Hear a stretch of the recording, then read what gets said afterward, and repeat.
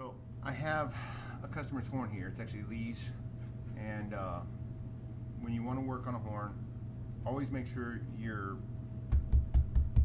surface is soft. We have actually carpet padding covered in muslin cloth that we have down here to keep the area protected, because you do not want to drop your valve. I just got a email today from a guy in Brazil who dropped his rotor and bent the shaft, and that's not a good thing. You do not want a bent shaft, because no more working. It's supposed to go straight, not like this. So do not drop your rotor. The other thing is, if you have a base, never mix the rotors up. Only take one apart at a time and then put it back together before you start the next one. We're going to start here by taking apart the horn. Top bell screw, pretty basic. Lower bell screw. You can see I'm kind of holding the horn. That's to make sure it doesn't fall. I also want you to see it. Not very exciting, but undo that, and then you're holding it with the one hand. When it comes loose, I just gently drop the valve section out of the horn. Voila, valve section. So this is a base. If you have a tenor, ignore this. Allen wrench. You separate the two valves here, so you're going to have to loosen that. But before you do, screwdriver to right in. See if we can get a picture of that right there. You're going to come in from this angle, from the front of the horn, and get that thread right there. Okay. Loose. And you'll see I can actually keep my finger, my bird finger, right there supporting it so it doesn't snap back when the spring comes loose.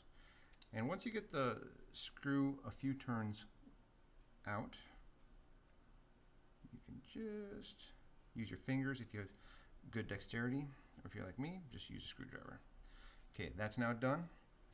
Then take the trusty Allen wrench and loosen the screw in between the valves. If you have a tenor, ignore all this. Well, that was on there good. He had that snug. Now, this is edge braced, so I just undo these two braces right there. Those nuts just come loose, and then the valves pull apart. One G flat, one F. Now, if you have a tenor, this is what you'll have, except obviously with the neck pipe. So, step one, tuning slide, out. Step two, I loosen that nut up there.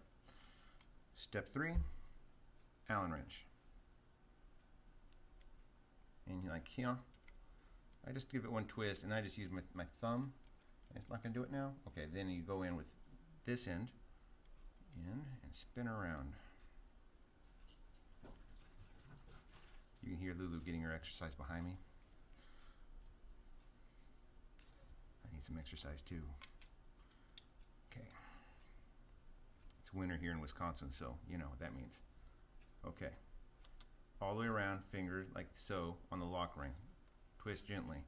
And it came off really gently, which tells me it was probably a little loose. That comes off. I'm holding it on this branch and this branch. Then it pops out like that. You see I put my finger on the rotor so I don't drop it. Don't drop it. Gently set down that side. You take a finger, push right here. Boop, while you support from underneath there. You can see this is pretty clean. He's got all his, it's actually got oil on it. That's a good sign. So from here, we just get a trusty cloth. We're using just a 3M cloth here, and wipe everything down. This, if it were really dirty, like through the ports and everything, this one isn't. It's beautiful. Good job, Lee. Proud of you, man.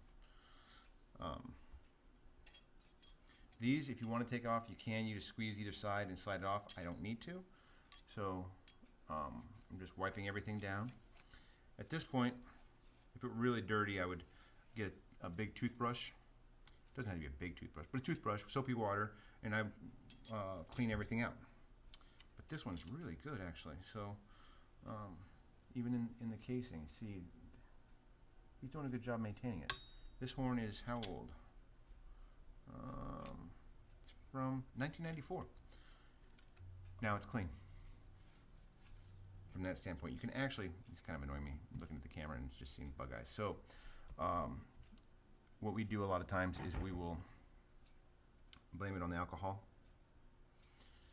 Take this cloth and then really wipe everything down. Get rid of all the old oils. Now we're about ready to put back together. A lot of times, if it's really dirty, this one's in good shape, I would take a Q-tip and I'd put some alcohol in that, and I'd go in here into the bushing, the bronze bushing. I clean that out. I actually look in the pipes here too. It's not dirty at all, which is great. If it were dirty, I would go to the ultrasonic and ultrasonic it out. If you don't have an ultrasonic, which you probably don't, get a snake for your slide. Soap and water, warm, not hot. Hot's bad for lacquer. Warm, and go through it with that. Okay. It's time to lube. Clear oil. What kind of oil? Thin. If you see air bubbles, that means it's thin. It's good. Also means it's not going to last very long, so you're going to have to oil it more, but it comes with the territory. Put some in the casing by itself. Then I just put a healthy dosage. You can see this. I'm not redoing this. This is it. This is it. That's all you get. Boom. On top. Then, if you look here, one end is rounded, one end is square. I turn the round end to the outside, away from the branch. This is notched. There is a notch. Where are you? Where are you? Where are you? Focus, focus, focus. Camera, focus. You see that little notch on the bottom there? It only goes in one way. Other way is, look at that, match it up to that as you're setting it through, gently through the spindle. Loosen this nut a little bit, and it snaps right in place. And then I either set the lock ring on, or, and when it gets to the end, you want it to be tight. So grab it, whoop, and then this one. We're almost done cleaning our valves and oiling our valves.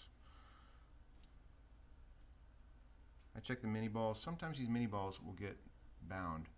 I had somebody complaining about their valve action the other day, and a mini ball had frozen. They are metal. They're probably the best ones we can get right now that I'm aware of. Made over in Germany, I believe in Germany, by Mini Ball Gelenka.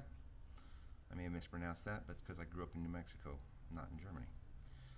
Okay, I just snugged in the dome screw with my Allen wrench. That's now on, and I go through everything. I check the valve for backlash. That feels good. No backlash. I put my finger on the stop arm, and I wiggle my mini ball, seeing if there's any slop in there. If there's not, I activate the trigger a few times. That is a happy trigger. So that's disassembling and oiling your valve, cleaning and oiling your valve. I'll do another. Thanks for joining me.